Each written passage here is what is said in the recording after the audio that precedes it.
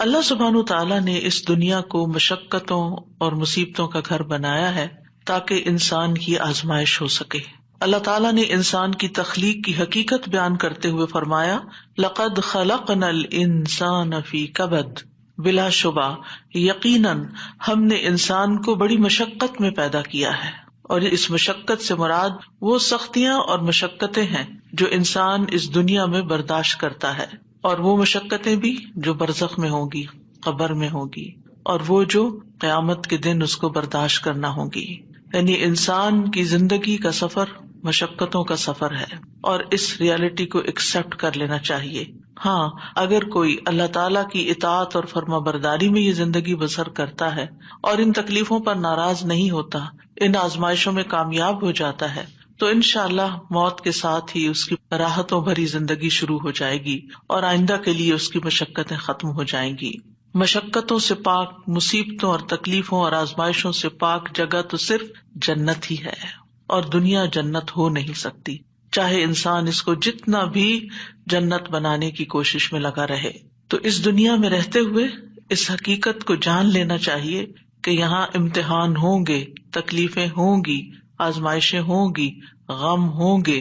ضرورت اس بات کی ہے کہ ہمیں طریقہ آتا ہو کہ ان غموں، مشکلات، تکلیفوں سے نبٹنا کیسے ہے، یعنی اس کے لیے اپنے آپ کو تیار کرنا ہے، ورنہ لقد خلقنا الانسان فی کبد۔ ابن عباس کہتے ہیں کبد سے مراد اس کا پیٹ میں حمل کی صورت میں رہنا، اس کا دودھ پینا، اس کا دودھ چھڑانا، دانتوں کا اگنا، اس کی زندگی کے بچپن کے مراحل اور اس کی گزران، اس کی موت، یہ سب کچھ بہت سخت اور شدید ہوتا ہے۔ یعنی حمل سے لے کے پیدائش کا مرحلہ اور پھر دودھ پینا اور چھڑانا اور دانتوں کا آنا، ٹیدنگ پیریڈ، سارے ہی مراحل کے اپنے مسائل ہوتے ہیں۔ ان سب میں انسان کو کسی نہ کسی تکلیف سے گزرنا پڑتا ہے۔ قتادہ کہتے ہیں کہ وہ دنیا اور آخرت دونوں کی مصیبتیں جھیلتا ہے تو آپ اس کو مشقت میں پڑا ہوا ہی پائیں گے، یعنی انسان ہے ہی مشقت میں۔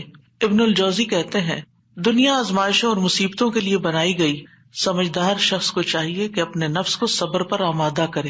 یعنی یہاں یہ سب کچھ تو ہوگا ہی، تکلیفیں تو آئیں گی، لیکن ضرورت کس چیز کی ہے کہ ہم اپنے آپ کو سمجھائیں کہ یہ دنیا مشکل جگہ ہے، یہاں صبر کرنا ضروری ہے۔ دنیا مومن کے لیے قید خانہ ہے۔ رسول اللہ صلی اللہ علیہ وسلم نے فرمایا الدنیا سجن المؤمن و جنت الکافری، دنیا مومن کے لیے قید خانہ ہے اور کافر کے لیے جنت ہے۔ تو اس کا کیا مطلب ہے کہ کیا کافر کو کوئی مشقت نہیں ہوتی اس دنیا میں؟ ہوتی ہے، لیکن مراد اس سے یہ ہے کہ آخرت کی تکلیفوں کے مقابلے میں دنیا میں جو بھی اس کو ملا ہے وہ اس کے لیے جنت ہی ہے، کیونکہ اس کے لیے آخرت میں جنت نہیں ہے۔ اور آخرت مومن کے لیے خوشحالی کا گھر ہے۔ جب مومن وہاں پہنچے گا تو پکار اٹھے گا وقال الحمد للہ الذی اذهب عنا الحزن ان ربنا لغفور شکور الذی احلنا دار المقامۃ من فضلہ لا یمسنا فیہا نصب ولا یمسنا فیہا لغوب۔ اور وہ کہیں گے کہ اس اللہ کا شکر ہے جس نے ہم سے غم کو دور کر دیا، یعنی جنت میں جا کر انسان واقعی غم سے دور ہو جائے گا۔ یقیناً ہمارا رب بخشنے والا قدردان ہے جس نے اپنے فضل سے ہمیں ابدی قیام گاہ میں لا اتارا، جہاں ہمیں نہ مشقت اٹھانی پڑتی ہے اور نہ کوئی تھکاوٹ لاحق ہوتی ہے، یعنی نہ ہی کوئی کام مشکل ہے اور نہ ہی ہم تھکتے ہیں، آرام ہی آرام ہے، سکون ہی سکون ہے۔ لیکن اس سکون کو پانے کے لیے اس دنیا میں تھکنا شرط ہے، اپنے آپ کو اللہ کی عبادت میں، بندوں کی خدمت میں تھکانا لازم ہے۔ دنیا جتنی بھی تکلیف دہ ہو، لیکن انسان جب جنت میں پہنچے گا تو جنت کا ایک چکر دنیا کی ساری فکروں کو ختم کر دے گا۔ نبی صلی اللہ علیہ وسلم نے فرمایا قیامت کے دن اہل جنت میں سے اس آدمی کو پیش کیا جائے گا جسے دنیا میں لوگوں میں سے سب سے زیادہ تکلیفیں آئی ہوں گی، پھر اسے جنت میں صرف ایک غوطہ دے کر، یعنی ایک چکر لگوا کر پوچھا جائے گا اے ابن آدم، کیا تو نے کبھی کوئی تکلیف بھی دیکھی؟ کیا تجھ پر کبھی کوئی سختی بھی گزری؟ وہ عرض کرے گا اے میرے رب، اللہ کی قسم کبھی نہیں، کوئی تکلیف نہیں دیکھی، ساری تکلیفیں بھول جائیں گی، کبھی کوئی تکلیف میرے پاس سے نہ گزری اور نہ ہی میں نے کبھی کوئی شدت و سختی دیکھی۔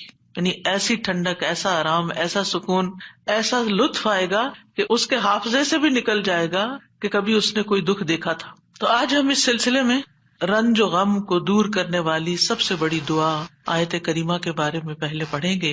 ارشاد باری تعالیٰ ہے، اور مچھلی والا جب وہ اپنی قوم سے غضبناک ہو کر چلا گیا تو اس نے گمان کیا کہ ہم ہرگز اس پر قادر نہ ہوں گے. پھر اس نے اندھیروں میں پکارا کہ تیرے سوا کوئی الہ برحق نہیں، تو پاک ہے، بے شک میں ہی ظالموں میں سے ہوں. تو ہم نے اس کی دعا قبول کر لی اور اسے غم سے نجات دے دی، اور ہم ایمان لانے والوں کو اسی طرح نجات دیا کرتے ہیں. یہاں ذنون سے مراد یونس علیہ السلام ہے، یعنی مچھلی والے. نون سے مراد مچھلی. یونس علیہ السلام عراق کی ایک بستی نینوا میں مبعوث کیے گئے تھے. انہوں نے اپنی قوم کو توحید کی دعوت دی، لیکن وہ مسلسل انکار کرتے رہے، جیسے کہ ہر قوم کا شیوا رہا. تو آخر ان سے اکتا کر، تنگ آ کر، غصے کی حالت میں ان کے حق میں بد دعا کی اور عذاب کی دھمکی دے کر اللہ کی اجازت کے بغیر انہیں چھوڑ کر نکل پڑے، جس کی انہیں اجازت نہیں تھی.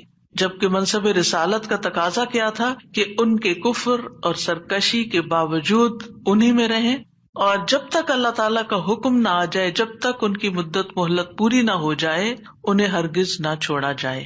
جیسا کہ نوح علیہ السلام نے 950 سال اسی کشمکش میں، اسی کام میں، اسی محنت میں گزار دیے، اور پھر اس وقت ان کے حق میں بد دعا کی جب ان سے کسی خیر کی توقع نہ رہی.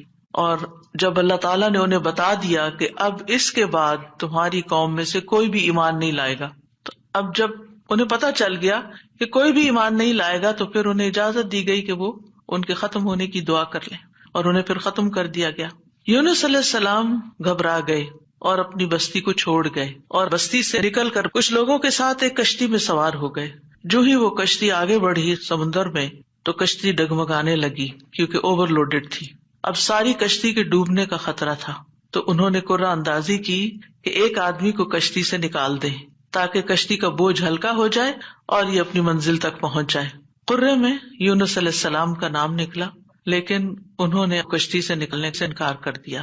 لہٰذا دوبارہ قرعہ اندازی کی گئی کہ ہو سکتا اب کسی اور کا نام نکل آئے، لیکن پھر آپ ہی کا نام نکلا، اور پھر آپ نہیں نکلنا چاہتے تھے کشتی سے. پھر تیسری بار قرعہ اندازی کی گئی تو پھر آپ ہی کا نام نکلا. اللہ سبحانہ وتعالیٰ فرماتے ہیں فساہم فکان من المدحضین، پھر وہ قرعہ میں شریک ہوا تو ہارنے والوں میں سے ہو گیا. اب تو کوئی گنجائش ہی نہیں رہی تھی کہ اس کے بعد کچھ قرعہ اندازی کی جائے، اب تو انہی کی باری تھی. قرعہ ان کے نام نکلا. یہ دیکھ کر یونس علیہ السلام کھڑے ہو گئے اور انہوں نے دریا میں چھلانگ لگا دی. جو ہی انہوں نے چھلانگ لگائی، ایک بہت بڑی مچھلی نے آ کر ان کو نگل لیا.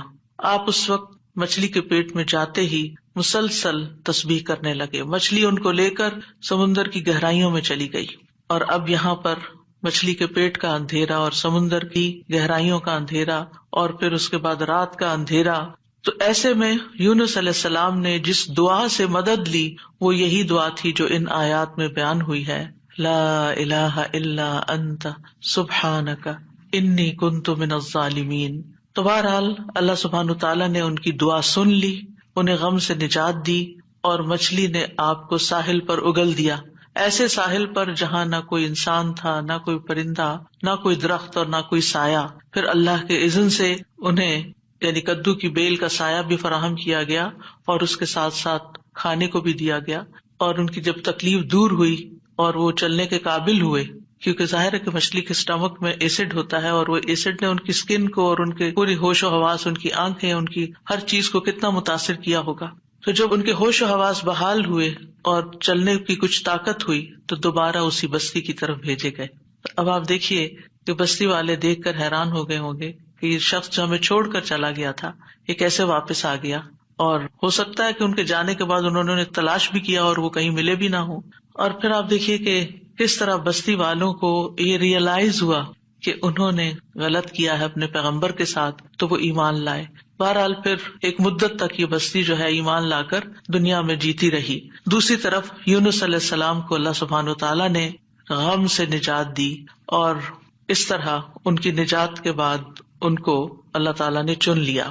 اسی طرح اللہ سبحانہ وتعالیٰ اس بستی کے بارے میں فرماتے ہیں فلولا كانت قرية آمنت فنفعها إيمانها إلا قوم يونس لما آمنوا كشفنا عنهم عذاب الخزي في الحياة الدنيا ومتعناهم إلى حين سو کوئی ایسی بستی کیوں نہ ہوئی جو ایمان لائی ہو، پھر اس کے ایمان نے اسے نفع دیا ہو یونس کی قوم کے سوا۔ جب وہ ایمان لے آئے تو ہم نے ان کی ذلت کا عذاب دنیا کی زندگی میں ان سے ہٹا دیا اور انہیں ایک وقت تک سامان دیا۔ کہا جاتا ہے کہ یونس علیہ السلام جب قوم کو چھوڑ کر گئے تھے اور ان لوگوں کو یہ بات سمجھ آ گئی کہ وہ نبی تھے اور وہ جھوٹ نہیں بولتے، تو وہ سب کے سب اپنے بچوں، چوپایوں، مویشیوں سب کو لے کر صحرا کی طرف نکل گئے اور ماں کو بچوں سے الگ کر دیا، اور اللہ سبحانہ وتعالیٰ کے حضور میں رو رو کر دعائیں کی، حتیٰ کہ ان کے اونٹ بلبلانے لگے اور بچے بھی رونے لگے اور گایوں کے بچے ڈکرانے لگے اور بھیڑ بکریاں اور سارے جانور بولنے لگے۔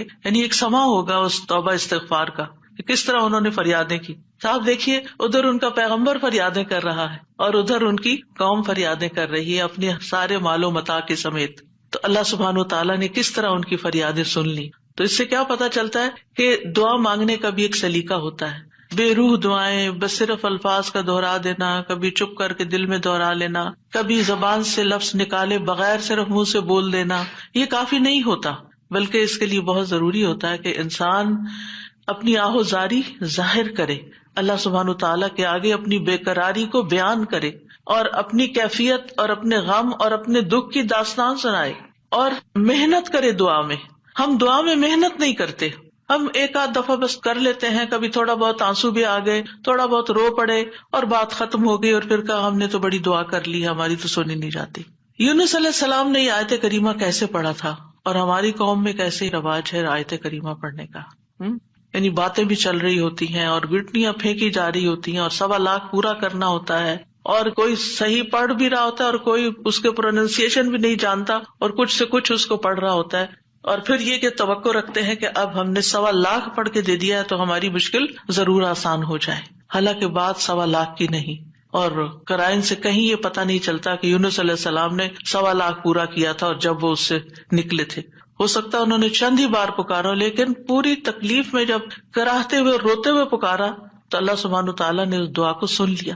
تو ہم سب کو بھی چاہیے کہ اپنی دعاؤں کے اندر رقت پیدا کریں، خشوع پیدا کریں، عاجزی سے دعا مانگیں، رو کے دعا مانگیں۔ جو بھی مشکلات اٹکی ہوئی ہیں، جو بھی مسائل ہمارے ارد گرد ہم پہ چھائے ہوئے ہیں، جن چیزوں کی طرف سے بھی ہم پریشان ہیں، جو بھی غم، ہم، حزن اور مستقبل کے فکر اور پریشانیاں، جو چیزیں بھی ہماری زندگی میں عام ہو رہی ہیں، ان سب کو دور کرنے کے لیے ہم اللہ کو پکاریں اور خوب پکاریں۔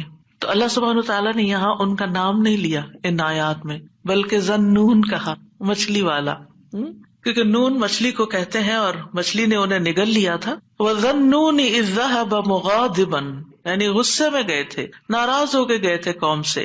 فَظَنَّ أَن لَّن نَّقْدِرَ عَلَيْهِ، انہوں نے یہ ہرگز نہیں سمجھا کہ اللہ تعالیٰ ان پر قابو نہ پا سکے گا، یعنی اس کا مطلب ہے کہ انہوں نے سمجھا کہ شاید ان کی پکڑ نہیں ہوگی، یعنی انہیں کچھ کہا نہیں جائے گا۔ قدرہ کا مطلب ہوتا ہے کسی پہ کوئی چیز تنگ کر دینا، جس سے رزق کی تنگی کے لیے بھی یہ لفظ قرآن میں استعمال ہوتا ہے۔ مطلب یہ ہے کہ یونس علیہ السلام جب اپنی قوم کو چھوڑ کر نکل رہے تھے تو انہوں نے یہ سمجھا تھا کہ اس پر وہ حق بجانب ہیں اور ان کی پکڑ نہیں ہوگی، یعنی ہم انہیں کچھ نہیں کہیں گے، لیکن پکڑ ہو گئی کیونکہ اللہ تعالیٰ کا حکم نہیں آیا تھا۔ اچھا، بعض اوقات ہم بھی کچھ اپنی زندگی میں ایسے کام شروع کر دیتے ہیں یا ایسے ڈیسیژن لے لیتے ہیں اور ساتھ ہی اس خوش فہمی میں مبتلا ہو جاتے ہیں، یہ تو معمولی سی بات ہے، اس پہ اللہ تعالیٰ کیا پکڑے گا، اس پہ نہیں پکڑ ہوتی۔ لیکن کبھی بھی جان بوجھ کے نافرمانی نہیں کرنی چاہیے اور انسان کو حد الوسع کوشش کرنی چاہیے کہ اللہ تعالیٰ کی ناراضگی کے کاموں سے بچے، اور کسی بھی گناہ کو ہلکا نہیں سمجھنا چاہیے، چھوٹا نہیں سمجھنا چاہیے کہ اس پہ نہیں پکڑ ہوتی، لیکن پکڑ ہو گئی۔ فنادى في الظلمات الا اله الا انت سبحانك انی کنت من الظالمین۔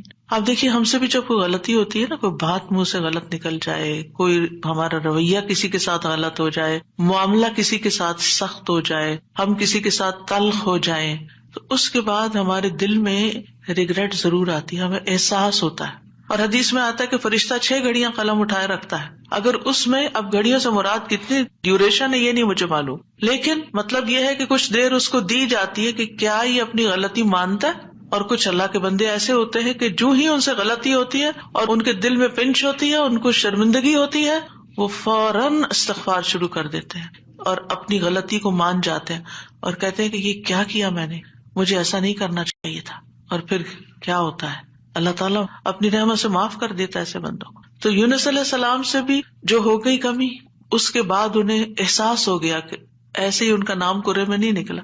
اسی طرح ہم پر جب کوئی مشکل آتی ہے تو بعض اوقات انسان سوچتا ہے کہ یہ مشکل ایک دفعہ آئی ہے پھر آ گئی ہے یہ کیا ہو رہا ہے میرے ساتھ، یہ کیوں آ رہی ہے، ضرور میں نے کوئی ایسی غلطی کی ہے. پھر انسان استغفار شروع کر دیتا ہے اور آیت کریمہ کا ورد شروع کر دیتا ہے کہ کوئی مصیبت اللہ کے اذن کے بغیر نہیں آتی. یہ اگر مشکل آئی ہے، مصیبت آئی ہے تو ضرور اس کے پیچھے کوئی وجہ ہے. تو آپ دعا کر سکتے ہیں کہ یا اللہ مجھے میری غلطی دکھا دے، مجھے میرا جو بھی گناہ ہے مجھے اس کی یاد آ جائے، مجھے اس کی سمجھ آ جائے، میں اس کو چھوڑ دوں تو اس کو معاف کر دے. تو استغفار کی کثرت جو ہوتی ہے وہ انسان کو مشکلات سے نجات دیتی ہے. تو فنادا فی الظلمات، تو انہوں نے اندھیروں میں پکارا.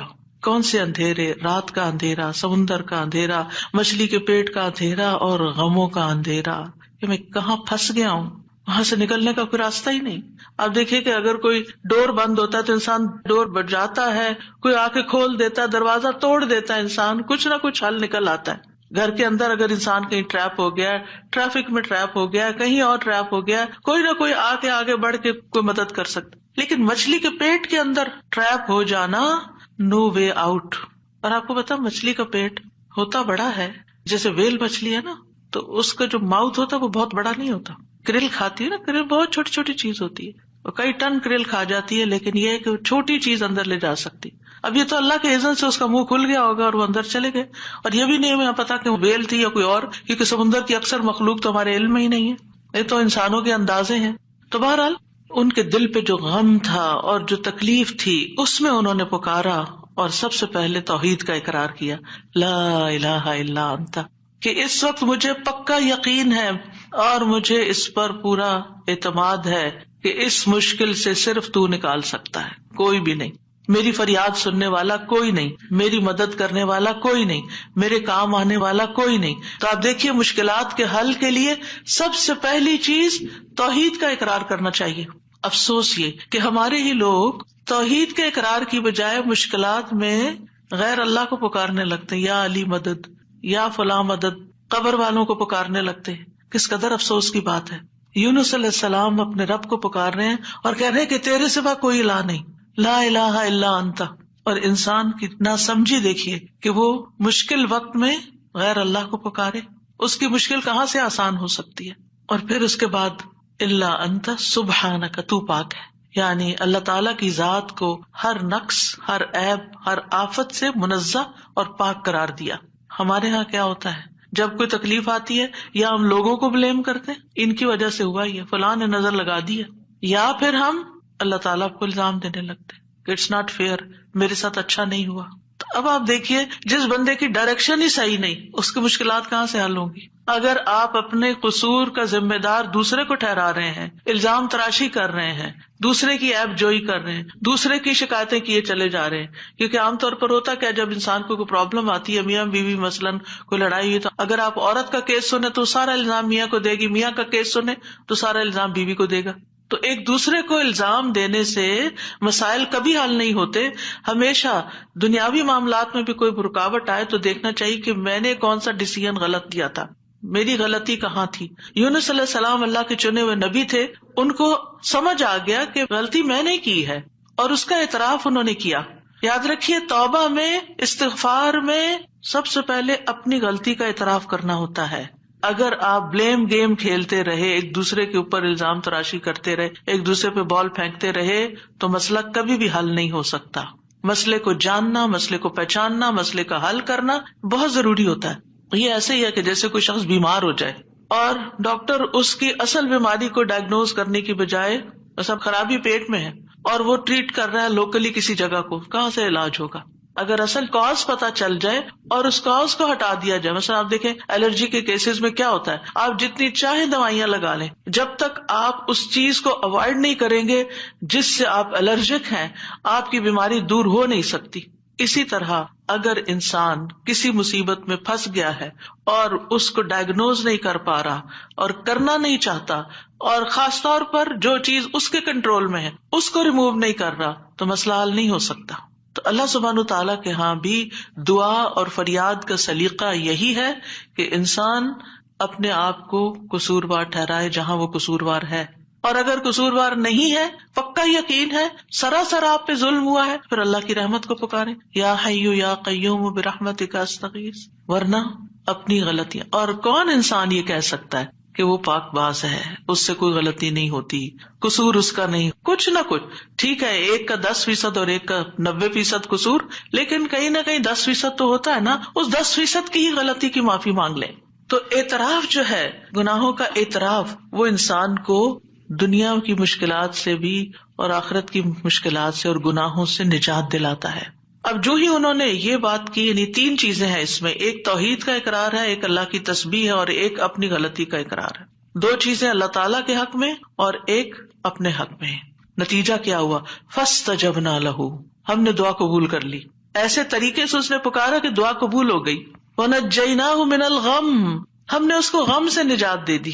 یہ قرآن کے الفاظ ہیں، لہذا جس کے دل پر کوئی بھی غم ہے کسی بھی چیز کا، اولاد کی طرف سے، ازواج کی طرف سے، یا مال کی طرف سے، یا کسی بھی طرح کا کوئی غم، ہم، فکر، پریشانی، اس کو انہی کلمات کو لازم کر لینا چاہیے اور اسی جذبے کے ساتھ پڑھنا چاہیے جس جذبے کے ساتھ یونس علیہ السلام نے پڑھا تھا، وَنَجَّيْنَاهُ مِنَ الْغَمِّ، اس وقت وہ غم میں گھرے ہوئے تھے تو اللہ نے ان کو نجات دے دی۔ وَكَذَلِكَ نُنْجِي الْمُؤْمِنِينَ، یہ صرف ان کے لیے نہیں تھا، ہم اسی طرح سارے مومنوں کو نجات دیتے ہیں، جو بھی یہ دعا پڑھے گا اس کو غم سے نجات مل جائے گی۔ تو گویا مومنوں کو اس بات کی ترغیب دی جا رہی ہے، اس بات کا سلیقہ سکھایا جا رہا ہے کہ غم اور دکھ اور تکلیف کے موقع پر انہیں کیا پڑھنا ہے، کیا کہنا ہے۔ اور جب انسان یہ دیکھتا ہے کہ سابقہ مومنین کو اس دعا کی وجہ سے تکلیف سے نجات ہوئی تو اس کا ایک یقین بڑھ جاتا ہے کہ اللہ تعالیٰ میری تکلیف بھی دور کر دے گا۔ اگر وہ رب یونس علیہ السلام کو مچھلی کے پیٹ سے نکال سکتا ہے تو میرا رب مجھے اس مشکل سے کیوں نہیں نکالے گا، کیوں نہیں نکال سکتا، وہ ضرور نکالے گا۔ تو اس سے خاص طور پر یہ بات پتہ چلتی ہے کہ تحلیل یعنی لا الہ الا اللہ اور تسبیح سبحان اللہ یا سبحانک، یہ ہر غم کو دور کرنے کے لیے مجرب نسخے ہیں۔ یہ 2 چیزیں کرب اور مصیبت سے نجات دلاتی ہیں۔ تو جو شخص بھی اللہ کی کتاب پر ایمان رکھتا ہے، قرآن مجید کو اللہ کا کلام سمجھتا ہے، اللہ کے وعدے پر بھروسہ کرتا ہے، اللہ کی اس بات کو سچا سمجھتا ہے، تو پھر وہ اسی طریقے پر اس دعا کے ساتھ اپنے رب کو پکارے تو اللہ تعالیٰ اس کی دعا قبول کرے گا اور اس کو غم سے نجات دے گا۔ اس دعا کی فضیلت کے بارے میں احادیث بھی آتی ہیں۔ نبی صلی اللہ علیہ وسلم نے فرمایا، ذُنُّون کی دعا جب وہ مچھلی کے پیٹ میں تھے، یعنی لا الہ الا انت سبحانک انی کنت من الظالمین، جب بھی کوئی مسلمان کسی معاملے میں ان الفاظ کے ساتھ اپنے رب سے دعا کرے، وہ دعا اس کے لیے ضرور قبول ہوگی۔ اللہ سبحانہ تعالیٰ کے بعد نبی صلی اللہ علیہ وسلم نے بھی اس بات کو کنفرم کیا ہے کہ یہ دعا مسائل کا حل ہے۔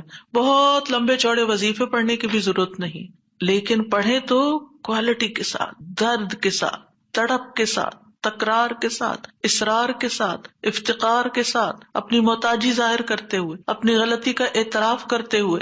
اسی طرح سلسلہ صحیحہ کی حدیث ہے، رسول اللہ صلی اللہ علیہ وسلم نے فرمایا، کیا میں تمہیں ایسی چیز نہ بتا دوں کہ جب تم میں سے کسی آدمی کو رنج و الم اور دنیا کی آزمائشوں میں سے کوئی آزمائش آئے تو وہ اس دعا کو پڑھے تو اس کی تکلیف دور ہو جائے گی۔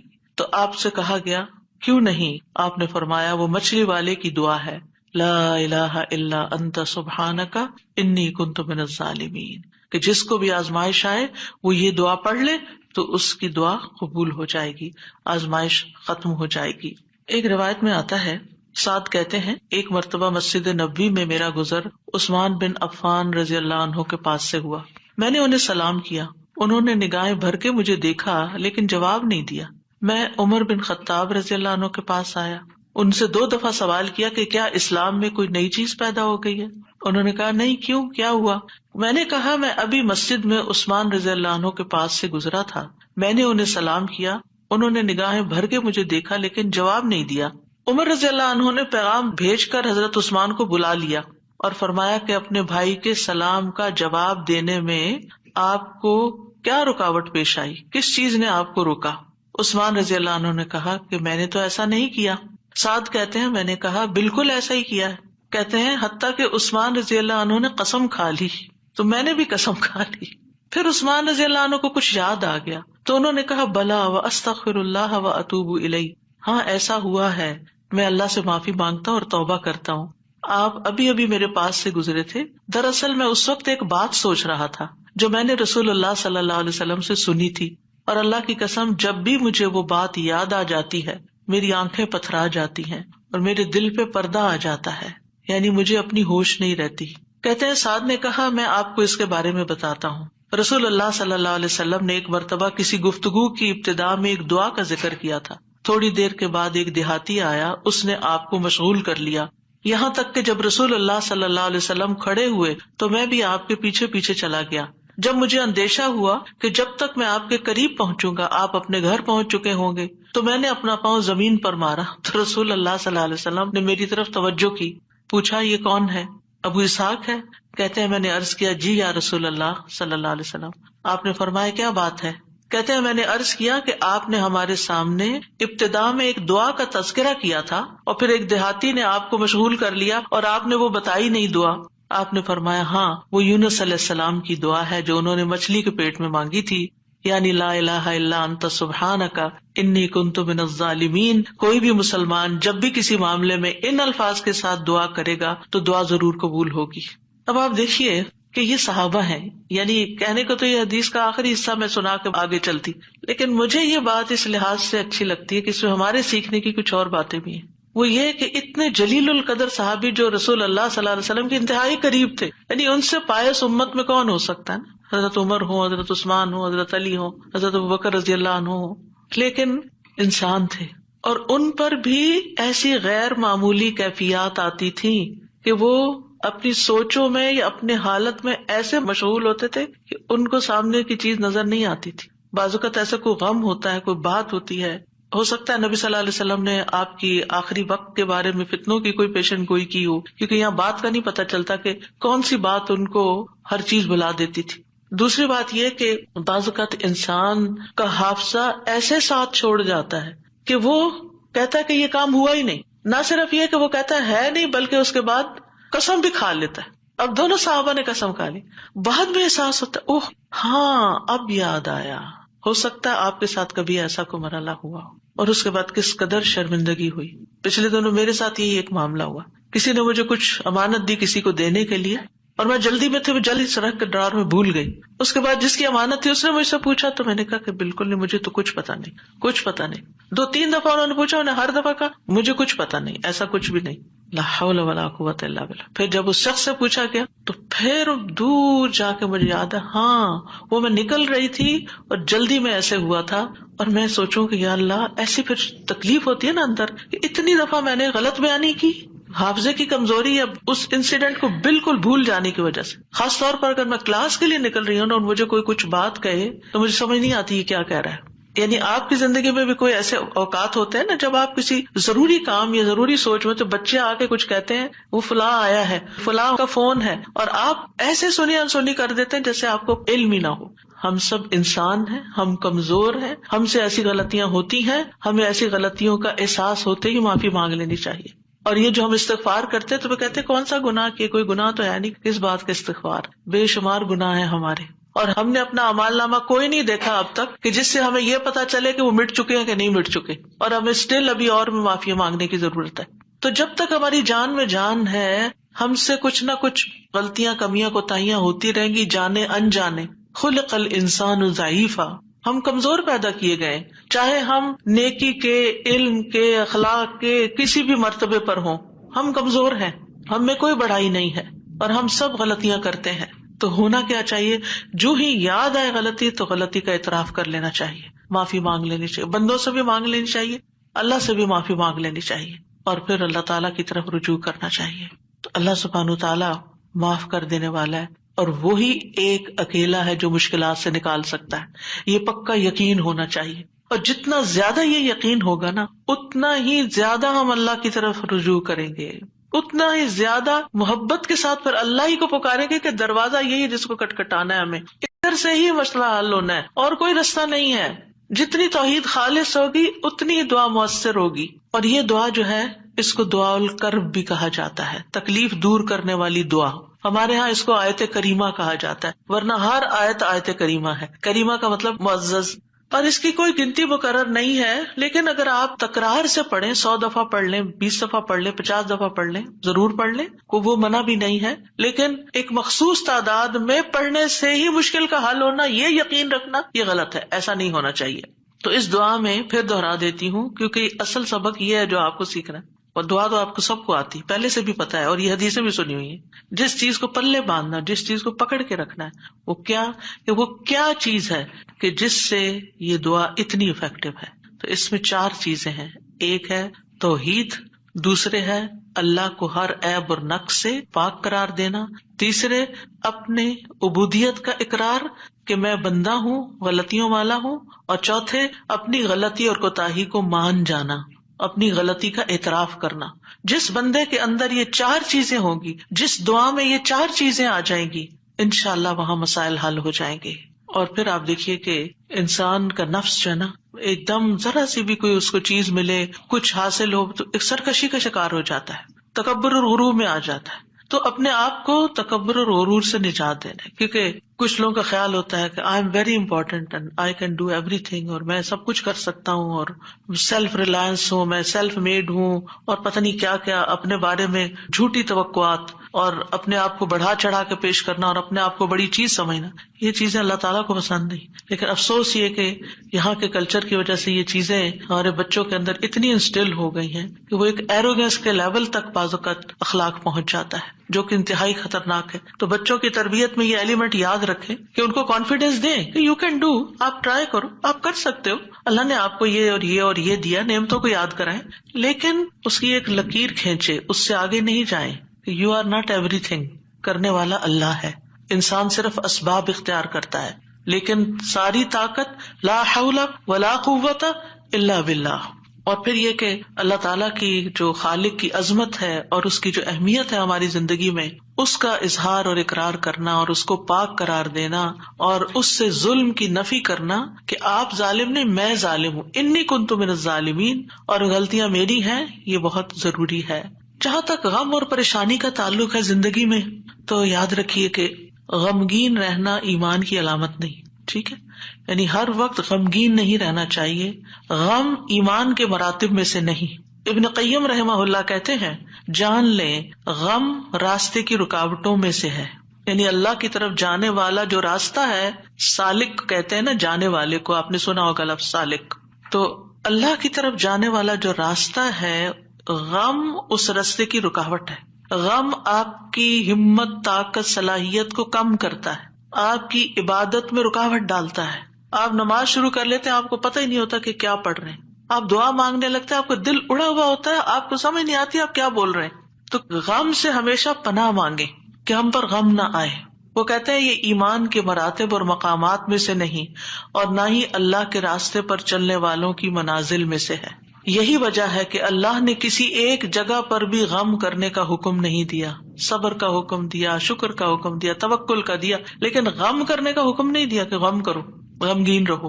اور نہ ہی غم کی کہیں تعریف فرمائی ہے، بلکہ غم سے منع کیا ہے.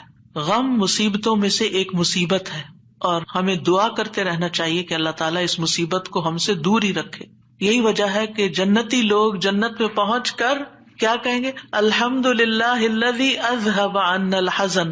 سب تعریفیں اللہ کے لیے ہیں جس نے ہم سے غم دور کر دیا. یعنی جنتی جنت میں جا کر جس چیز سے خوش ہوں گے وہ کیا کہ جنت میں غم نہیں ہے، کوئی پریشانی نہیں ہے. اللہ سبحانہ وتعالی بندے کو غمگین ہونے سے منع فرماتا ہے. سورۃ آل عمران میں جنگ احد کے سلسلے میں اللہ تعالیٰ فرماتے ہیں اذ تسعدون ولا تلوون علی احد والرسول يدعوكم في اخراكم فاصابكم غما بغم لكي لا تحزنوا على ما فاتكم ولا ما اصابكم والله خبير بما تعملون. اور وہ وقت یاد کرو جب جنگ احد میں تم بھاگے چلے جا رہے تھے اور کسی کی طرف مڑ کر بھی نہ دیکھتے تھے، حالانکہ اللہ کا رسول تمہیں پیچھے سے بلا رہا تھا. پھر اللہ نے تمہیں رنج پر رنج دیے تاکہ تم ایسی بات پر غم نہ نہ کرو جو تمہارے ہاتھ سے نکل جائے، اور نہ ایسی مصیبت پر غم کرو جو تم پہ نازل ہو، اور جو کام بھی تم کرتے ہو اللہ ان سے خوب واقف ہے۔ یعنی یہ ٹریننگ ہو رہی تھی، یعنی ایک کے بعد ایک صدمہ کیوں آیا؟ تاکہ غم زندگی سے نکل ہی جائے۔ پھر فرمایا وَلَا تَهِنُوا وَلَا تَحْزَنُوا وَأَنْتُمُ الْأَعْلَوْنَ إِن كُنتُم مُؤْمِنِينَ۔ اتنی تکلیف اٹھا کے، سب سے بڑی تکلیف مسلمانوں کے لیے کیا تھی کہ نبی صلی اللہ علیہ وسلم کا دانت مبارک شہید ہو گیا تھا اور آپ کو چوٹ لگی تھی اور آپ گر پڑے تھے، تو یہ بہت بڑا صدمہ تھا۔ 70 لوگ شہید ہو چکے تھے، گھر گھر میں آفت آ گئی تھی، لیکن اتنے بڑے صدمے کے بعد بھی اللہ تعالیٰ کا حکم کیا ہے؟ وَلَا تَهِنُوا وَلَا تَحْزَنُوا، غمگین مت رہو، غم نہیں کرو۔ غم کا موقع ہے، غم کی بات ہے، لیکن فرمایا نہیں، غم نہیں کرنا، کیونکہ غم انسان کو کھوکھلا کر جاتا ہے، غم انسان کو کمزور کر جاتا ہے۔ تمہیں تو آئندہ ابھی اور مقابلے کرنے ہیں، اور اگر تم غم منانے بیٹھ گئے تو ہمت، جرت سب کچھ چلا جائے گا، بزدل ہو جاؤ گے۔ غم ایک مصیبت نہیں، غم مصیبتوں کی لائن لے کے آتا ہے، ایک کے بعد ایک مصیبت اس کے ساتھ چلی آتی ہے، اس لیے غمگین نہیں ہونا۔ موسیٰ علیہ السلام کی والدہ نے جب موسیٰ علیہ السلام کو چھوڑنا تھا دریا میں، تو اللہ تعالیٰ نے ان کی طرف الہام کیا کہ بچے کو دودھ پلاتی رہو ابھی، پھر جب تجھے اس کے قتل کا خوف ہو تو اسے دریا میں ڈال دینا، اور کیا کرنا؟ وَلَا تَخَافِي وَلَا تَحْزَنِي، نہ خوف کرنا نہ غم کرنا۔ اللہ اکبر! کوئی بھی ماں جس کا بچہ چھوٹا ہو، وہ تو کسی دوسرے کے ہاتھ میں بھی بچے کو دیتے ہوئے خوف اور غم کا شکار ہوتی ہے۔ خوف کیا ہوتا ہے؟ پتہ نہیں گرا ہی نہ دے بچے کو، اور غم کیا ہوتا ہے کہ جدائی ہو گئی ہے بچے سے، پتہ نہیں یہ کیا سکھا دیں اس کو، پتہ نہیں یہ کیسے پیش آئے اس سے۔ تو ماں اگر اپنا بچہ کسی اور کو دیتی ہے تو غمگین ہوتی، کہاں یہ کہ باسکٹ میں ڈال کے دریا میں ڈال دو، اور ساتھ اللہ کا حکم خوف اور غم کرنا ہی نہیں۔ اب بتائیں کیا کرے، کیسے دل کو تھامے؟ یہی اصول سیکھ لیں زندگی کے لیے۔ جہاں کہیں غم پاس آئے، کہیں رونا آئے، کہیں دکھی ہوں، اللہ تعالیٰ کا یہ فرمان یاد کر لیں، اور ہے بھی عورت کے لیے، وَلَا تَخَافِي وَلَا تَحْزَنِي، اپنے آپ کو خود یاد کرائیں، وَلَا تَخَافِي وَلَا تَحْزَنِي، کہتے رہیں وَلَا تَخَافِي وَلَا تَحْزَنِي، نہ خوف کرو نہ غم کرو، اللہ ہے نا، اللہ مشکل آسان کر دے گا۔ جس چیز پر بھی تکلیف غم ہوتا ہے، اللہ تعالیٰ دن بدلیں گے، یہ سارے حالات بدل جائیں گے۔ آپ اگر اپنے ماضی کو دیکھیں، کتنے ہی واقعات ایسے ہوئے جن پہ آپ بے حد غمگین ہوئے، پھر ابھی کیوں نہیں ہو رہے ہو؟ تو گزر گیا نا۔ تو اگر اس وقت بھی تھوڑا کنٹرول کر لیتے تو اچھا ہی تھا، کیونکہ یہ جو اسٹریس ہوتا ہے نا، اور یہ غم اور خوف کا مجموعہ اسٹریس پھر بن جاتا ہے، اور یہ جو اسٹریس ہوتا ہے نا، یہ انسان کو بیمار کر دیتا ہے، فزیکلی بھی کمزور کرتا ہے، اور ایمانی اعتبار سے بھی کمزور کرتا ہے، روحانی اعتبار سے کمزور کرتا ہے۔ انسان کا دل کمزور ہو جاتا ہے، چھوٹی سی بات سنتا ہے تو اس کے حواس باختہ ہو جاتے ہیں، کسی بھی چیز کا مقابلہ نہیں کر پاتا۔ تو اللہ سبحانہ وتعالیٰ نے ان کو کہا غم نہ کرو، بے شک ہم اسے تیرے پاس واپس لانے والے ہیں، واپس ہمارے ہی پاس آئے گا۔ اور آپ اپنا بچہ کسی کو بھی دیتے ہیں تو واپس آپ ہی کے پاس آتا ہے، اور اسے رسولوں میں سے بنانے والے، اللہ یہ کہ اللہ اپنے پاس بلا لے، پھر تو ہم سے زیادہ اللہ کا ہے نا۔ انا للہ و انا الیہ راجعون۔ نبی صلی اللہ علیہ وسلم نے غار ثور میں کیا کیا تھا؟ اذ ہما فی الغار اذ یقول لصاحبہ لا تحزن، غم نہیں کرنا، ان اللہ معنا، یعنی کس طرح بے یار و مددگار انسان ایک ایسی جگہ پر ہو جہاں ساری قوم دشمن بنی ہوئی ہو، اور پھر بھی غم نہ کرے، سارے ساتھ چھوڑ دے، الٹا مخالفت کرے، جان کے دشمن بن، پھر بھی غم نہیں کرو، غم نہیں کرو۔ اور حضرت ابوبکر تو نبی صلی اللہ علیہ وسلم کے لیے غمگین ہو رہے تھے نا۔ ابن قیم کہتے ہیں 4 چیزیں جسم کو برباد کر دیتی ہیں: پریشانی، غم، بھوک اور بیداری۔ پریشانی اور غم پختہ عزم کو کمزور کر دیتے ہیں اور دل میں کمزوری پیدا کر دیتے ہیں، اور بندے اور اس کے کاموں میں محنت کرنے کے درمیان رکاوٹ بن جاتے ہیں جو کام اس کے لیے مفید ہوتے ہیں، یعنی آپ پروڈکٹیو نہیں رہتے، اور یہ سفر کا راستہ کاٹ دیتے ہیں، یعنی جو اللہ کی طرف جانے کا راستہ ہوتا ہے نا، اسے کاٹ دیتے ہیں اور اس کو پسپائی کی طرف الٹا کر دیتے ہیں، یا رکاوٹ بن کر اس کو سفر سے روک دیتے ہیں، یعنی وہ اللہ کی طرف جانا ہی بند کر دیتا ہے۔ یعنی ایک شخص اچھا بھلا کچھ سیکھ رہا ہوتا ہے، کلاسز جوائن کی بھی ہوتی ہے، کوئی کام کر رہا ہوتا ہے، یا کسی بات سے غمگین ہو جاتا ہے، جانا ہی چھوڑ دیتا، ابھی کیوں نہیں آ رہے، بس ڈپریشن کا شکار ہے، کہیں جانے کو دل نہیں کرتا۔ آپ اچھا بھلا ایک کام کر رہے تھے، آپ بیکار ہو کے بیٹھ گئے، کیا یہ نقصان نہیں ہے؟ اور اس غم کی حالت میں انسان کی عقل ایسے ماری جاتی کہ اس کو اپنا نقصان بھی نہیں سمجھ آتا کہ یہ میں اپنا ہی نقصان کر رہا ہوں، اپنے آپ کو کھا رہا ہوں۔ غم کیا ہے؟ خود کو کھانا۔ تو خود کو کھانے سے تو مسئلہ حل نہیں ہوگا، مسئلہ تو جہاں ہے وہی ہے، وہ تو اللہ نے دور کرنا ہے۔ اس سارے کیفیت کو، اس احساس کو، اس شدت کو دعاؤں میں لگا دیں، دعاؤں میں کنورٹ کر دیں۔ امام ابن قیم کہتے ہیں یا اس کے علم سے رکاوٹ بن جاتے، علم کے لیے رکاوٹ بن جاتا ہے غم، تو یہ چیزیں سفر پر جانے والے کی پشت پہ بہت بھاری بوجھ ہیں. پریشانی، غم، بھوک اور بیداری، یعنی جو صحیح نیند نہیں لیتا رات کی، جو صحیح فوڈ نہیں لیتا یعنی اپنی ضرورت کی غذا نہیں لیتا، اور جو غم اور پریشانی کا شکار رہتا ہے، وہ شخص کسی کام کا نہیں رہتا، بیکار، نکما. اور آپ دیکھیں جب انسان بیکار ہوتا ہے نا، جو کوئی کام کا نہیں ہوتا، کسی کی خدمت اور مدد میں نہیں ہوتا، وہ تنہا ہو جاتا ہے، اس کی کوئی قدر و قیمت نہیں رہتی، کوئی اس کو لک فارورڈ نہیں کرتا، کوئی اس سے محبت نہیں کرتا. بیکار انسان اپنی قدر گنوا دیتا ہے. وہ کہتے ہیں پنجابی کا محاورہ ہے، چم نہیں کم پیارا. چم کا مطلب ہوتا ہے چمڑا، اسکن. یعنی اگر آپ کی اسکن بڑی گلو کر رہی ہے تو وہ کسی کو اچھی نہیں لگے گی. آپ جتنا چاہے میک اپ لگا کے خوبصورت بن کے آ جائیں، لیکن اگر آپ کام کے بندے ہیں نا، کسی کے آپ کام کرتے ہیں، آپ پروڈکٹیو ہیں، آپ کسی کے مددگار ہیں، تو ہر کوئی آپ سے پیار کرے گا. یہ ایک اصول، ایک فطرت کی بات ہے. چاہے اپنے بچے ہی کیوں نہ ہو، اگر وہ بیکار رہنے کے عادی ہو گئے ہیں تو آپ دن رات ان پہ غصہ کرتے ہیں کہ تم سست ہو، تم بیکار ہو، تم کسی کام کے نہیں ہو. اور اس کو بیکار کس چیز نے کیا؟ فکر، پریشانی، غم، دکھ، تکلیف، ان چیزوں نے. تو ان کا علاج کرنا ہوگا. ابراہیم بن ادہم کہتے ہیں غم دو طرح کے ہوتے ہیں، ایک غم تمہارے حق میں ہے اور ایک غم تمہارے خلاف ہے. بس وہ غم جو تمہارے حق میں ہے وہ آخرت کے بارے میں غم کرنا ہے. سارے غموں کو ایک میں ڈھال لے، اور وہ ہے آخرت کا غم کہ وہاں میرا کیا ہوگا، کیا میں جنت میں جا سکوں گی یا نہیں. وہ کہتے ہیں کہ ایک غم تمہارے حق میں ہے، وہ آخرت کے بارے میں غم کرنا اور اس کی خیر و برکات کے بارے میں غم کرنا ہے. اور وہ غم جو تمہارے خلاف ہے وہ دنیا اور اس کی زینت کے بارے میں غم کرنا ہے، دنیا کے فائدوں کے بارے میں غم کرنا کہ کوئی چیز چلی گئی. وہ دنیا کی زینت کیا ہے؟ مثلاً اپنی جوانی، اپنا حسن، یہ ساری چیزیں کیا ہے، وقت کے ساتھ ساتھ ڈھل جاتی ہیں. پھر کچھ لوگ اس پر غم لگا بیٹھتے ہیں کہ ہم پہلے سے خوبصورت نہیں رہے، پہلے سے اسمارٹ نہیں رہے، پہلے سے ایکٹیو نہیں رہے. اور کچھ لوگ تو ہر وقت رونا ہی روتے رہتے ہیں، اب میرا حافظہ کمزور ہو گیا ہے، اب میں سوچ نہیں سکتی. ایک خاتون کو میں جانتی ہوں کہ پچھلے 20 سال سے یہی بات ہر وقت کرتی ہے جب ملتی ہے. اتنی بیزاری ہوتی ہے ایسی باتیں سن کے، کیونکہ جب آپ ایسی باتیں کرتے رہتے ہیں نا تو اس سے آپ دوسروں کو بیزار کرتے ہیں اور اپنی قدر کھوتے ہیں کہ اچھا اب یہ بندہ بیکار ہو گیا ہے، اب یہ کام کا نہیں رہا، چھوڑو اس کو.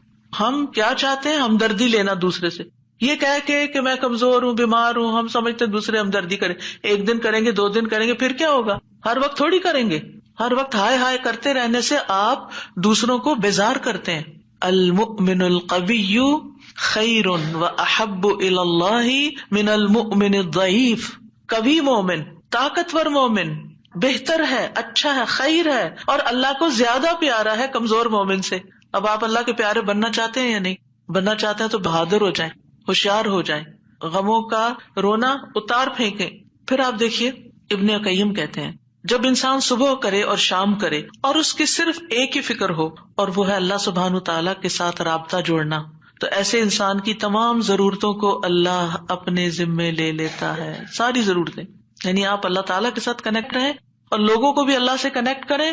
آپ کے کام اللہ کے ذمہ، اور اللہ تعالیٰ اس سے ہر پریشان کرنے والے کام کا ضامن ہو جاتا ہے. سبحان اللہ، کتنی بڑی بات ہے. اور اس کے دل کو اپنی محبت کے لیے، اس کے زبان کو اپنے ذکر کے لیے اور اس کے اعضاء کو اپنی اطاعت کے لیے فارغ کر دیتا ہے. لیکن اگر وہ صبح شام اس حال میں کرے کہ دنیا ہی اس کی پریشانی ہو، کہ دنیا ہی اس کی پریشانی، دنیا کی کوئی چیز اس کی پریشانی بنی ہوئی ہے، کوئی انسان ہے، کوئی کام ہے، کوئی چیز ہے، تو اللہ اس پر دنیا کے غم، پریشانیاں اور تکلیفیں لاد دیتا ہے.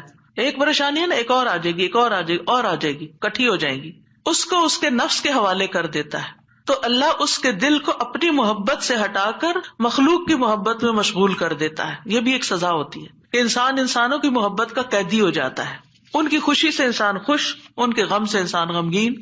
اس کی اپنی کوئی زندگی نہیں، اس کے اپنے پاس خوش ہونے کے لیے کوئی چیز ہی نہیں، اور اس کی زبان کو اپنے ذکر سے ہٹا کر لوگوں کے ذکر کے ساتھ مشغول کر دیتا ہے. پھر وہ لوگوں کی باتیں کرتا رہتا ہے. وہی کتنی بیزاری ہوتی ہے نا جب لوگ لوگوں کی کوئی خراب باتیں آپ سے کریں، کسی کے عیب کھولیں آپ کے سامنے، کسی کی غیبت کریں، کسی کے الزام تراشی کریں، یا اپنی لڑائی جھگڑوں کو اس طرح ذکر کریں.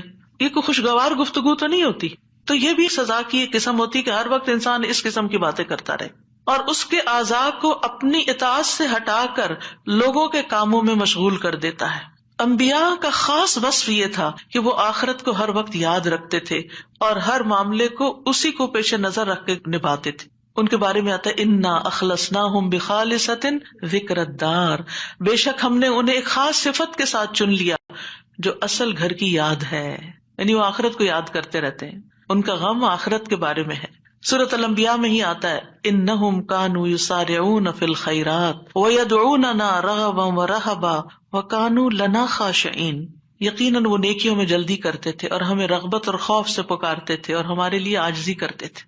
سفیان ثوری کہتے ہیں وکانوا لنا خاشعین کے بارے میں کہ غم ان کے دلوں میں پھیل کر ان کو پگلانے والا ہوتا ہے، یعنی اللہ کے حضور جھکانے کے لیے۔ آخرت کا غم انہیں اللہ کی طرف مائل کرتا ہے، کیونکہ مالک یوم الدین بھی تو وہی ہے نا، فیصلہ بھی قیامت کے دن اسی کے ہاتھ میں ہے، لہٰذا فکر اس بات کی ہونی چاہیے کہ وہ ہمارے حق میں کیسے فیصلہ کرے گا۔ اللہ کرے کہ رحمت والا معاملہ فرمائے۔ صحابہ بھی آخرت کا غم ہی لگائے رکھتے تھے۔ عبد الرحمن بن عوف کے پاس کھانا لایا گیا، وہ روزے سے تھے، انہوں نے کہا مصعب بن عمیر شہید کیے گئے، وہ مجھ سے بہتر تھے، انہیں جس چادر کا کفن دیا گیا اس سے ان کا سر چھپاتے تو پاؤں نکل آتے، پاؤں چھپاتے تو سر کھل جاتا، پھر ہمارے لیے دنیا کشادہ کر دی گئی، ہمیں تو یہ ڈر ہے کہ کہیں ہماری نیکیوں کا بدلہ ہمیں اس دنیا میں ہی نہ مل جائے، اور پھر آپ رو پڑے، کھانا بھی چھوڑ دیا۔ حسن بصری کا حال یہ تھا کہ جب بھی ان سے ملاقات ہوتی ایسا لگتا کہ ابھی کوئی مصیبت آئی، یعنی آخرت کی فکر اتنی کرتے تھے۔ نظر کہتے ہیں میں عمر بن عبدالعزیز کے پاس گیا تو وہ رونے کے قریب تھے، ہمیشہ آہیں بھرتے رہتے تھے، گویا ساری مخلوق کا غم انہی کو ہے، حالانکہ ان کو آخرت کی فکر ہوتی تھی۔ سفیان ثوری کہتے ہیں لوگوں کا غم ختم ہو چکا ہے، آپ نمازیوں میں ایک شخص کو دیکھیں گے اس پر کوئی نہ غم ہے نہ خوف ہے۔ وہ کہتے ہیں پہلے ایک آدمی نماز پڑھتا تھا، پھر آپ اس کو دیکھتے کہ بیٹھا ہوا اور اس کی نماز اس کو غم میں بھڑکا دیتی، یعنی اس کو رونا آتا نماز میں آخرت کی یاد کی وجہ سے۔ آج اگر ہمیں نماز میں رونا آتا بھی ہے تو کس وجہ سے آتا ہے؟ ہم سب اپنا جائزہ لیں، ہر کوئی اپنا اپنا۔ پچھلے ایک مہینے کے اندر سوچئے میں کتنی بار روئی ہوں اور کیوں روئی ہوں، دنیا کے غم میں روئی ہوں یا آخرت کے غم میں روئی ہوں۔ ہم کیوں روتے ہیں؟ اس نے مجھے ہرٹ کر دیا، یہ مسئلہ آ گیا، فلاں آ گیا۔ یہ چھوٹے مسئلے ہیں، یہ وقت کے ساتھ ختم ہو جائیں گے، جو آگے آپ بڑھیں گے یہ مسئلے پیچھے رہتے جائیں گے، لیکن آگے جو آ رہا ہے نا، کل جس کو دیکھنا ہے وہ ہے مشکل وقت، اس کا غم لگا لیں، پیچھے نہ دیکھیں آگے دیکھیں۔ صحابہ نماز ضائع ہونے پہ غم زدہ ہوتے تھے، عبادت نہ کر سکنے پر غمگین ہوتے تھے، فتنوں میں پڑنے پہ غمگین ہوتے تھے، ہر دن زندگی کو کم کر رہا ہے اس بات میں غمگین ہوتے تھے، اس بات میں نہیں کہ دنیا چھوڑ جائیں گے تو کیا بنے گا، یہ سارے ہمارے مال اسباب اور جو ہم نے اتنی محنت سے کمائے ہیں اس کا کیا ہوگا۔ اس بات کا غم کہ حساب کا وقت قریب آ رہا ہے، ہر دن موت سے قریب کر رہا ہے، ہر دن قبر سے قریب کر رہا ہے، آگے میرا حساب ہونا ہے، میں کیا اس کے لیے تیار ہوں؟ کیا میں نے اپنے سارے کام نپٹا لیے؟ تو بات یہ ہے کہ رنج و غم زندگی کا حصہ ہے، لیکن دنیا کا غم نیچے آ جانا چاہیے اور آخرت کا غم اوپر آ جانا چاہیے، یہ ہم نے کرنا ہے۔ اور دنیا کے غموں سے بچنے کے لیے سب سے پہلے توحید کا یقین، اللہ کی طرف رغبت، تقدیر پر یقین کہ جو تکلیفیں آ رہی ہیں نا یہ تقدیر کا حصہ ہیں، ان کو ایکسپٹ کر لیا جائے، اب ایسا ہونا تو ہو گیا نا، اب جو نئی زندگی ہے اس میں ایڈجسٹ کیا جائے، اللہ سے اچھا گمان رکھا جائے، پھر ہم و غم ملنے پر اجر پر نظر رکھی جائے، جب کوئی تکلیف پیش آئے کسی بھی قسم کی، کوئی رکاوٹ، تکلیف، دکھ، پریشانی، تو اس پر جو اجر ملتا ہے انسان کو اس کو اپنے سامنے رکھے انسان۔ حدیث میں آتا ہے رسول اللہ صلی اللہ علیہ وسلم نے فرمایا کسی مومن آدمی کو جب بھی کوئی تکلیف یا کوئی بیماری یا رنج، یہاں تک کہ اگر اسے کوئی فکر ہو تو اس کے گناہوں کا کفارہ ہو جاتا ہے۔ ایک اور روایت میں آتا ہے یہاں تک کہ جو چوٹ اسے لگتی ہے یا کوئی کانٹا چبھتا ہے وہ بھی اس کے گناہوں کا کفارہ ہوتا ہے۔ اور ویسے بھی وہ حدیث تو بارہا آپ نے سنی کہ انسان کا درجہ اللہ کے ہاں بلند لکھا ہوتا ہے اس کی قسمت میں، لیکن اس کے عمل تھوڑے ہوتے ہیں، تو اللہ تعالیٰ اس کو کسی مشکل میں ڈالتا ہے تاکہ صبر کر کے بلند درجے تک پہنچ جائے۔ پھر انسان دنیا کے معاملے میں اگر غم ہے تو اپنے سے زیادہ غم والوں کو دیکھ لے، ان کی پریشانیوں کو دیکھے، انبیاء کی آزمائشوں اور تکلیفوں کے بارے میں پڑھے، جانے کہ ان پہ کیسے کیسے غم آئے، پھر اپنے آپ کو اللہ کے سپرد کرے، اپنا معاملہ اللہ کے حوالے کرے، اور جو کام اللہ نے کرنے کو دیے نا ان کی پلاننگ کرے اور وہ کرے، اپنے دل کا حال اللہ کے سامنے رکھے، انما اشکو بثی وحزنی الی اللہ، کثرت سے اللہ کا ذکر کرے کیونکہ اللہ کے ذکر میں دلوں کو اطمینان ہوتا ہے۔ الا بذکر اللہ تطمئن القلوب، تسبیحات کی کثرت کر دے۔ نبی صلی اللہ علیہ وسلم نے فرمایا جو اپنے مال کو خرچ کرنے سے بچائے، دشمن سے مقابلہ کرنے سے ڈرے، رات سے خوف کھائے کہ وہ اس کو پریشان کرتی ہے، تو وہ اس قول کی کثرت کر دے سبحان اللہ والحمد للہ ولا الہ الا اللہ واللہ اکبر، اور اگر ولا حول ولا قوت الا باللہ بھی پڑھ لے تو اس کا اپنا فائدہ ہے الگ سے۔ پھر یہ کہ اپنے فرائض اور اپنی ذمہ داریوں کو پورا کرے انسان۔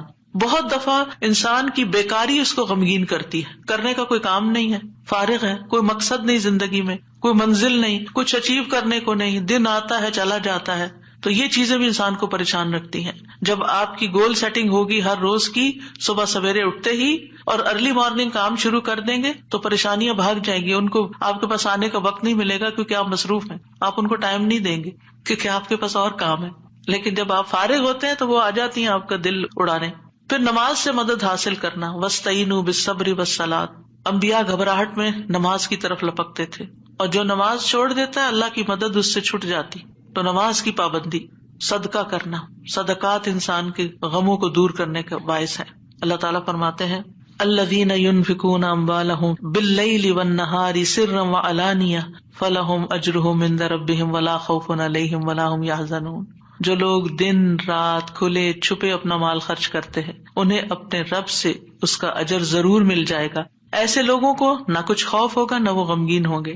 پھر اسی طرح دین پر استقامت غم اور خوف کو دور کرتی ہے، دین کے کاموں میں جمے رہیں۔ ان الذین قالوا ربنا اللہ ثم استقاموا فلا خوف علیہم ولا هم یحزنون، یقیناً وہ لوگ جنہوں نے کہا کہ اللہ ہمارا رب ہے پھر اس پر خوب قائم رہے، ان پر نہ کوئی خوف ہوگا نہ وہ غمگین ہوں گے۔ پھر حالات سے کمپرومائز کرنا، حالات سے راضی رہنا، جیسے ابراہیم علیہ السلام حضرت ہاجر کو جب چھوڑ گئے مکہ کی وادی میں تو وہ پریشان ہوئی کہ میں اکیلی، میرا بچہ اکیلا، ہم یہاں کیا کریں گے، نہ کھانا نہ پینا نہ کچھ۔ تو وہ دوڑتی ہوئی حضرت ابراہیم کے پیچھے آئیں جب وہ واپس جا رہے تھے تو ان سے پوچھا اللہ ہمارا کب حاضہ، اللہ نے آپ کو اس کا حکم دیا کہ ہمیں یہاں اکیلے چھوڑ دیں؟ تو ابراہیم علیہ السلام نے اس بات میں سر ہلایا، کہنے لگی پھر اللہ تعالیٰ ہمیں تنہا نہیں چھوڑے گا، اگر اللہ کا حکم ہے نا تو ٹیک کیئر کر لے گا۔ ایسے ہی بندہ مومن کہتا ہے اگر یہ اللہ کا فیصلہ ہے نا تو وہ میری ٹیک کیئر کر لے گا، مجھے فکر کرنے کی ضرورت نہیں ہے۔ زبان سے رب کی رضا کے کلمات ہمیشہ ادا کریں، کاش اور افسوس ہو گیا اس کے الفاظ نہیں استعمال کریں، یہ کہیں جو اللہ کی مرضی، جو تقدیر میں لکھا تھا وہ ہوا۔ اچھے کاموں میں مصروف ہوں، خدمت خلق میں مصروف ہوں۔ رسول اللہ صلی اللہ علیہ وسلم نے فرمایا وہ لوگ اللہ تعالیٰ کو زیادہ محبوب ہیں جو دوسروں کے لیے زیادہ فائدہ مند ہوں، اور اللہ عز و جل کے ہاں سب سے پسندیدہ اعمال یہ ہے مسلمان کا اپنے بھائی کو خوش کر دینا۔ آپ خود غمگین بھی ہیں، دکھی بھی ہیں، دوسروں کو خوش کرنا شروع کر دیں، آپ بھی خوش ہو جائیں گے، کیونکہ خوشی کنٹیجیس ہوتی ہے، خوشی پھیلانے سے پھیلتی ہے۔ اس سے کوئی تکلیف دور کر دینا، یعنی اوروں کی تکلیف دور کرے، اللہ آپ کی دور کر دے گا۔ اس کا قرضہ چکانا، اسے کھانا کھلانا، اور مجھے کسی بھائی کی ضرورت پوری کرنے کے لیے اس کے ساتھ چلنا اس مسجد نبوی میں 1 مہینہ اعتکاف کرنے سے زیادہ محبوب ہے۔ اور جس نے اپنے غصے کو روک لیا اللہ اس کی خامیوں پر پردہ ڈال دے گا، اور جو اپنے غصے کو نافذ کرنے کی سخت کے باوجود پی گیا اللہ اس کے دل کو قیامت کے دن امیدوں سے بھر دے گا۔ اور جو اپنے بھائی کے ساتھ اس کی ضرورت پوری کرنے کے لیے چلا اللہ تعالیٰ اس کو اس دن ثابت قدم رکھے گا جس دن قدم ڈگمگا جائیں گے۔ اور بد اخلاقی اعمال کو یوں تباہ کرتی ہے جیسے سرکہ شہد میں بگاڑ پیدا کر دیتا ہے، یعنی شہد میں اگر سرکہ ڈال دیں تو سرکے کا ٹیسٹ غالب آ جائے گا، شہد کا پیچھے چلا جائے گا۔ پھر اسی طرح اپنی فوڈ پر بھی نظر رکھیں، کھانا پینا بھی انسان کے اندر جو کیمیکل امبیلنسز ہوتے ہیں، ہارمونل چینجز اثر انداز ہوتا ہے، لہذا غم کے موقع پر تلبینہ کھلانا جو ہے غمگین شخص کو وہ فائدہ دیتا ہے۔ یہ حضرت عائشہ سے روایت ہے کہ جب کوئی ان کے رشتہ داروں میں سے فوت ہو جاتا تو عورتیں جمع ہو جاتی، جب وہ منتشر ہوتی صرف رشتہ دار اور خاص لوگ رہ جاتے تو حضرت عائشہ ان کو ہنڈیا میں تلبینہ پکانے کا حکم دیتی، تلبینہ پکایا جاتا، سرید بنایا جاتا، اس پہ تلبینہ ڈالا جاتا، پھر حضرت عائشہ فرماتی اسے کھاؤ کیونکہ میں نے رسول اللہ صلی اللہ علیہ وسلم سے سنا ہے، آپ فرماتے تھے تلبینہ مریض کے دل کو تسکین دیتا ہے اور غم بھی کچھ دور کر دیتا ہے۔ تو رائٹ فوڈ جو ہے وہ آپ کے اندر ایک طاقت لاتی ہے، لیکن عموماً کیا ہوتا ہے جب کوئی غمگین ہوتا ہے کھانا بھی نہیں چھوڑ دیتا، تو اس میں صحیح خوراک کسی کو دینا۔ اور آپ دیکھیں کہ سرید جو ہے وہ یعنی گوشت کے شوربے میں روٹی توڑ کے ڈالنا اور پھر اس کے اوپر تلبینہ، اتنی زبردست ڈش بنا کے کھانا اور کھلانا جو ہے یہ غموں اور دکھوں تکلیفوں کو، اس سے یہ پتہ چلتا ہے اگر کوئی اداس ہے پریشان ہے تو اس کے چلے تمہیں اچھا سا کھانا کھلاتے ہیں، تو یہ بھی ایک ریمیڈی ہے۔ اس کا ماحول چینج کرے، اس کو کہیں لے جائیں، لیکن یہ کبھی کبھی تو ہو سکتا ہے اور کسی وجہ سے ہو سکتا ہے۔ حضرت عائشہ تو جب کسی کا کوئی فوت ہو جاتا تھا اس کا نسخہ بتا رہی ہیں، لیکن اگر کسی نے روز کی عادت ہی بنا لی ہو، صبح سویرے اٹھے موڈ آف کر لیا تو اب یہ تو نہیں ہو سکتا نا کہ ہر روز کوئی آپ کو تلبینہ پکا کے کھلائے. اور پھر آخری بات یہ کہ دعاؤں کی کثرت. آیت کریمہ کے علاوہ اللہ اللہ ربی لا اشرک بہ شیئا، نبی صلی اللہ علیہ وسلم اپنے گھر والوں کو جمع کر کے یہ دعا سکھاتے تھے اور فرماتے کہ جب تم میں سے کسی کو کوئی غم یا پریشانی پہنچے تو اسے چاہیے کہ وہ اللہ اللہ ربی لا اشرک بہ شیئا کہے. اللہ اللہ لفظ کی تکرار ہے. 2 دفعہ جب آپ اللہ اللہ کہتے ہیں آپ کا دل ہلکا ہوتا ہے. پھر رب کی صفت کا ذکر ہے، اس میں توحید کا اقرار ہے، اور خالص نیت سے یہ پڑھے تو غم اور تنگی دور ہوگی انشاءاللہ. پھر یا حی یا قیوم برحمتک استغیث، یہ پریشان کن معاملات میں مانگی جانے والی دعا ہے. اس میں اللہ تعالیٰ کا اسم اعظم ہے، اس میں اللہ تعالیٰ کی 2 صفات کے ساتھ 2 ناموں کے ساتھ وسیلہ پکڑا گیا ہے، الحی القیوم. اور بہترین وسیلہ جس کے ساتھ دعا کی جائے وہ اللہ کے نام ہے، اللہ تعالیٰ کی صفات ہے. پھر ایک اور دعا ہے اللہم رحمتک ارجو فلا تکلنی الی نفسی طرفۃ عین واصلح لی شأنی کلہ لا الہ الا انت. اے اللہ میں تیری رحمت کا امیدوار ہوں، تو مجھے آنکھ جھپکنے تک کے لیے میرے نفس کے حوالے نہ کرنا اور میرے سارے معاملات درست فرما دے، تیرے سوا کوئی معبود نہیں. یہ مصیبت زدہ کی دعا ہے. رسول اللہ صلی اللہ علیہ وسلم نے فرمایا دعوات المکروبی، پریشان حال کی دعا. اور اس میں خاص طور پر اللہ کی رحمت کا ذکر ہے کہ اللہ میں تیری رحمت کی امید کرتی ہوں اور میرا نفس تو بڑا کمزور ہے، مجھے اس کے حوالے نہ کرنا ورنہ میں تو پڑ جاؤں گی، اور ایک لمحے کے لیے بھی نہیں. اب دیکھیے بعض اوقات آپ نے ایکسپیرینس کیا ہوگا، یہ میں اپنے پرسنل ایکسپیرینس سے بات کر رہی ہوں، ایک لمحے کے لیے کوئی خیال آ جاتا ہے کسی بھی چیز کا، کوئی ایسی پریشان کن چیز، آپ کا سارا جو سکون ہے وہ برباد ہو کے رہ جاتا ہے. تو میں سب سوچتی ہوں کہ یہ شیطان تھا جس نے وار کیا ہے تاکہ اس بندے کا جو اطمینان قلب اور سکون اور خشوع اور سب برباد ہو. یعنی وہ ایسے تیر چلاتا ہے جیسے. فوراً یہ دعا پڑھے. پھر نبی صلی اللہ علیہ وسلم تکلیف آنے پر یہ دعا پڑھتے لا الہ الا اللہ العظیم الحلیم، لا الہ الا اللہ رب العرش العظیم، لا الہ الا اللہ رب السماوات ورب الارض ورب العرش الکریم. اس میں اللہ سبحانہ وتعالیٰ کے نام کے علاوہ العظیم اور الحلیم اور رب العرش العظیم اور رب العرش الکریم کی اور رب السماوات والارض کی بات کی گئی ہے. یعنی اللہ تعالیٰ کی صفات کو بیان کیا گیا ہے اور پھر توحید کا اقرار ہے. توحید کا اقرار غموں کو دور کرنے کا باعث ہے کہ میرے لیے اللہ کافی ہے، حسبی اللہ ونعم الوکیل، اللہ کافی ہے میرے لیے. پھر اللہم انی اعوذ بک من الہم والحزن والعجز والکسل والبخل والجبن وضلع الدین وغلبۃ الرجال. اے اللہ میں تیری پناہ میں آتا ہوں دکھ، غم، عاجزی، سستی، بخل، بزدلی، قرضداری کے بوجھ اور لوگوں کے اپنے اوپر غلبے سے. نبی صلی اللہ علیہ وسلم سفر میں کثرت سے یہ دعا پڑھتے کیونکہ سفر میں یہ ساری چیزیں آ جاتی ہیں نا اکٹھی ہو کے. اور پھر آپ دیکھیں کہ غم ماضی کا ہوتا ہے، فکر مستقبل کی ہوتی ہے، اور پھر بے بسی اور کمزوری اور کچھ کرنے کو دل نہ چاہنا اور کسی کی مدد نہ کرنا اور ہر چیز سے ڈرنا، بزدلی دکھانا اور لوگوں کا چڑھائی کر دینا آپ پر، یہ ساری چیزیں وبال ہیں. ان سے بچنے کے لیے دعا کرنی چاہیے.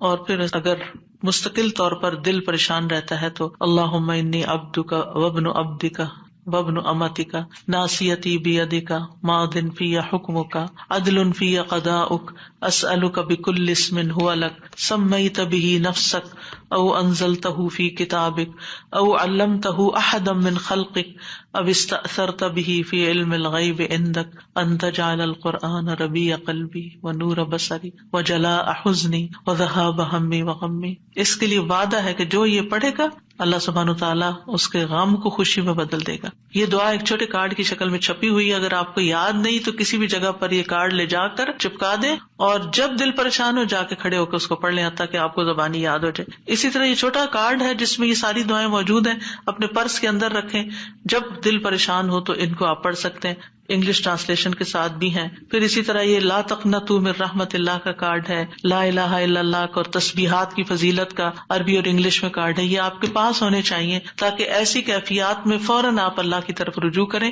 دعائیں یاد نہیں رہتی تو دیکھ کے بھی پڑھ سکتے ہیں. اور اللہ سبحانہ وتعالی ہم سب کے غم، دکھ، پریشانیوں کو دور فرمائے.